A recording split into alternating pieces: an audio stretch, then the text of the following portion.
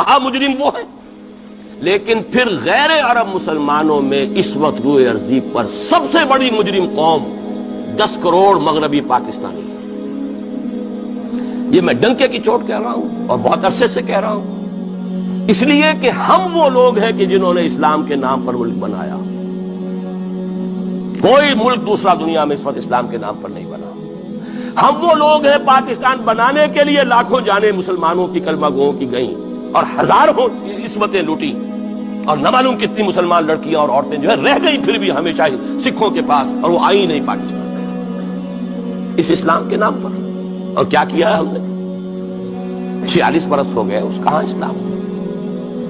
لہذا اس سے بڑی مجرم قوم عربوں کے بعد ہم یہ کہہ سکتے ہیں ہمارا عام آدمی قرآن نہیں پڑھتا، قرآن جانتا نہیں، ٹھیک ہے، اپلی ہے کچھ نہ کچھ، اس اعتبار سے ان کے بعد نمبر ہمارا ہے، لیکن باقی پوری دنیا کے مسلمانوں سے بڑھ کر مجرم ہیں۔ اور ہم اصل میں نہ صرف یہ کہ خود اپنے حصے کے مجرم ہیں، بھارت کے مسلمانوں کا بھی سارا وبال ہماری گردن پر ہے۔ آج میں چاہتا ہوں کہ اس کو آپ اچھی طرح نوٹ کر لیں۔ بھارت کے مسلمانوں نے، جسے آپ فرض کفایہ کہتے ہیں، نماز جنازہ فرض کفایہ، چند لوگوں نے بھی کسی مسلمان کی نماز پڑھ لی تو سب کی طرف سے ادا ہوگی، کسی نے بھی نہیں پڑھی تو سب مجرم ہو جائیں گے، بستی کے سب لوگ مجرم ہوں۔ بھارت کے مسلمانوں نے فرض کفایہ ادا کیا جب پاکستان بنوا دیا آپ کو، اور اس کی قیمت آج بھی وہ دے رہے ہیں۔ کھلے نعرے لگ رہے ہیں، مسلمان کے 2 استھان، پاکستان یا قبرستان، تیسرا کوئی جگہ۔ ڈنکے کی چوٹ کہا بابری مسجد کے بعد ایل کے اڈوانی نے، ہم ساری مسجدیں گرا دیں گے ہندوستان میں، کوئی مسجد باقی نہیں چھوڑی۔ ڈنکے کی چوٹ، اعلانیہ، یہ سب کچھ ہو رہا ہے، اور یہ نعرے تو نہ معلوم کب سے لگ رہے ہیں، اور نہ معلوم کب سے میں یہاں ان مسجدوں کے اندر بھی اور اپنی تقریروں میں غور کرتا رہا کہ کیا وہاں ہو رہا ہے، لیکن ہمارے تو کان پر جوں نہیں دکھتی۔ ہمارے تو وہی دھندے ہیں، وہی کاروبار ہے، اپنا بزنس ہے، اس کے سارے مسئلے ہیں، اس کی اپنی بلڈنگیں ہیں، اپنی موٹریں ہیں، اپنے ٹیلی ویژن ہیں، اپنے کئی کورسز کے ڈنرز ہیں۔ اللہ خیر صلی اللہ، ہمیں بحث کیا اسلام سے؟ تو بتائیے ہم سے بڑا مجرم کون ہوگا؟ آج جو کچھ ہندوستانی مسلمان پر بیت رہی ہے اس کا جرم ہمارے کندھے پر۔ یہ میں جذباتی انداز میں نہیں کہہ رہا، میں تو 2 اور 2 4 کی طرح ثابت کر سکتا ہوں۔ انہوں نے فرض کفایہ ادا کر دیا، اور اس وقت یاد کیجئے مولانا ابوالکلام آزاد، مولانا مدنی، جمعیت علماء ہند کے علماء اپنے تقدس اور اپنے تدین اور اپنے تقوی کے اعتبار سے انکوسچنیبل، کوئی شک و شبہ نہیں ہو سکتا ان کی نیت پر اور ان کے تقوی پر اور کردار پر۔ انہوں نے کیا کہا تھا؟ یہی کہا تھا کہ یہ پاکستان بنا کر تم مسلمانان ہند کو 3 حصوں میں تقسیم کر دو گے۔ 3 میں کہا تھا، 2 میں نہیں، 3 میں۔ حالانکہ بظاہر تو ایک پاکستان بن رہا تھا نا، لیکن یہ مولانا ابوالکلام آزاد کے الفاظ تھے کہ 25 برس سے زیادہ یہ 2 خطے یکجا نہیں رہ سکتے، اور 25 برس کیا، 24.25 برس میں ٹوٹ گیا پاکستان۔ 25 برس پورے نہیں ہوئے، اور ان کے الفاظ تھے یہ کہ 25 برس سے زائد جمع نہیں رہ سکتے۔ 24.25 برس میں ختم ہو گیا۔ 16 دسمبر 1970 کو پاکستان ختم ہو گیا کہ نہیں ہو؟ 71 کو۔ بہرحال نوٹ کرنے کی بات ہے، ہم نے کیا کہا تھا؟ میں بھی مسلم لیگی تھا، میں نے بھی نعرے لگائے، چاہے غیر شعوری دور تھا، ہائی اسکول اسٹوڈنٹ تھا۔ پاکستان کا مطلب کیا، لا الہ الا اللہ، فلک شگاف نعرے لگائے ہیں، اور نوائے وقت کا پرچہ انتظار کرتے تھے اسٹیشن پر کھڑے ہو کر، حصار ریلوے اسٹیشن کے اوپر، کہ اب گاڑی آئی اور اب نوائے وقت لیا اور پھیل گئے پورے شہر میں اس کو پہنچانے کے لیے۔ ہم کیا کہا کرتے تھے؟ ارے نہیں، 2 طرف سے پاکستان جو ہے مضبوط پاکستان ہوگا، ہندوستان میں کسی ہندو کو جرت ہوگی مسلمان کے لیے کوئی میلی نگاہ سے دیکھنا بھی؟ وہ سارے خواب کہاں گئے؟ وہ تو حرم ہوئے۔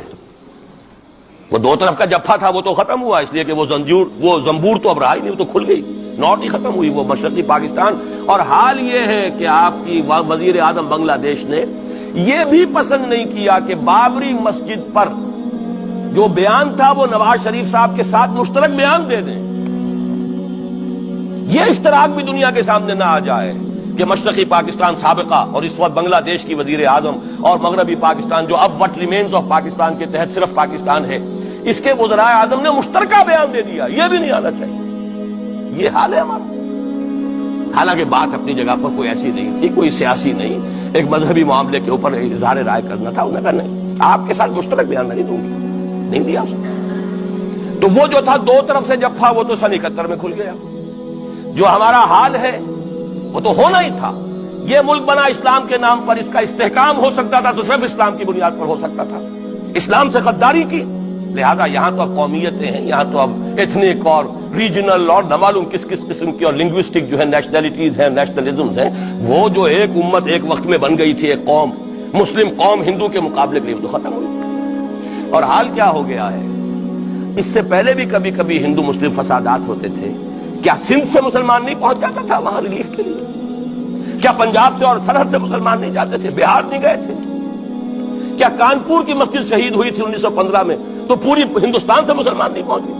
آپ کیا کر رہے ہیں؟ مندر گرا دیے، یہاں بڑی بہادری کا کام کیا، مندر گرا دیے، شرم سے ڈوب مرنے کا مقام ہے۔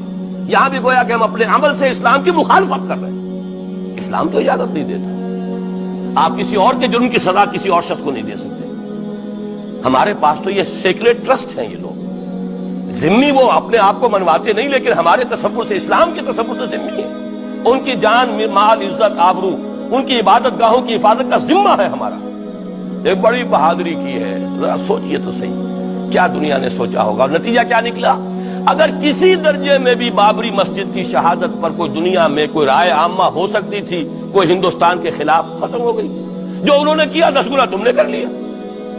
تم نے ایک مسجد گرائی ہے، تم نے اتنے 100 کہتے ہیں، پتہ نہیں مجھے تو معلوم نہیں 100 گرائے کتنے گرائے ہیں، بہرحال جتنے مندر تھے تم نے گرا دیے۔ فرق کیا ہے؟ ایک کردار ہے تمہارا، ایک ہی تمہارا اخلاق ہے، ایک ہی تمہارا معیار ہے، کوئی فرق ہی نہیں۔ بلکہ وہاں تو کم سے کم یہ تو رہا ہے، دنیا کی آنکھوں میں دھول ڈالنے کے لیے کم سے کم یہ کہ فارن منسٹری جو ہے اس نے ڈیزائن کیا، ہم نے مان لیا جی ہم نہیں کر سکے، ہم مجبور ہیں، حالانکہ سب ان کی اجازت سے ہوا ہے، بلکہ ان کی ملی بھگت سے ہوا ہے۔ لیکن یہ کہ کلیان سنگھ نے فوراً استعفیٰ دے دیا، منسٹری ختم۔ پھر وہ بھارت کی مرکزی حکومت نے اور بھی پارٹیز کو بھی بین کر دیا، اور اس کے بعد یہ ہے کہ انہوں نے حکومتیں بھی 3 اور صوبوں کی توڑ دی۔ وہ تو سرخرو ہو گئے پوری دنیا کی جو رائے عامہ ہے، ہم اس کے سوا کیا کر سکتے ہیں؟ ہمارا ایک دستور ہے، دستور میں جو بھی صوبائی حکومت ہوتی ہے اس کی اجازت کے بغیر ہم فوج بھیج نہیں سکتے۔